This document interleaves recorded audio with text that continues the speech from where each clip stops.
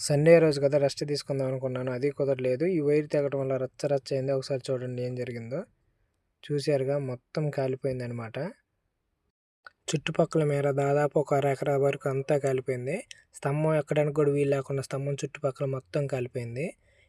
ఎవరో తెలియని వ్యక్తులు చెట్లు కొట్టి లైన్ మీద వేయటం వల్ల అలా జరిగింది. అది ఎదురు గుమ్మలు కొడతా అలా వేసారనమాట. ఇటుపక్క యాప చెట్టు కూడా పడింది. స్తంభం కూడా వంగిపోయింది. ఆ స్తంభం ఎదురు గుమ్ముల్లోకి వంగిపోవటం వల్ల అసలు ఎక్కడానికి ఖాళీయే లేకుండా పోయింది. ఒకసారి చూడండి. ఆ పరిస్థితుల్లో పొలాల్లో ఎక్కాలంటే ఇంకొకసారి అర్థం చేసుకోండి. పాకి పాకి ఎక్కేసాననమాట. ఇలా ఫేస్ టు ఫేస్ పడటం వల్ల మొత్తం లైన్ బ్రేక్ డౌన్ అయిపోయింది. దీనివల్ల చాలా చోట్ల తెగిపోయినాయి.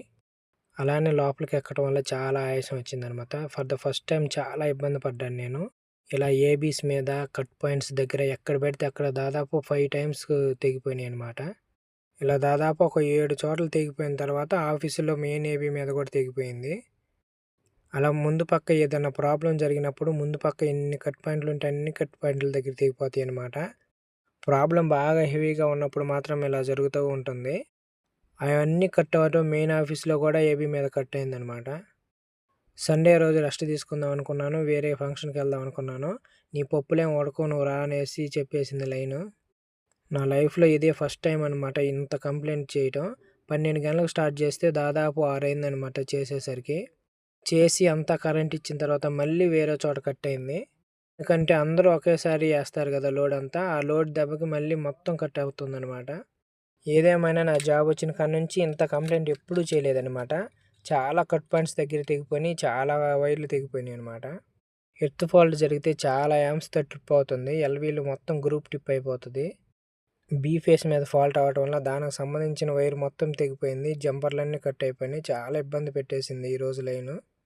అడుగు వేయటానికి కాలు సహకరించలేదనమాట. అంత ఇబ్బంది పడిపోయింది ఈరోజు వర్కు.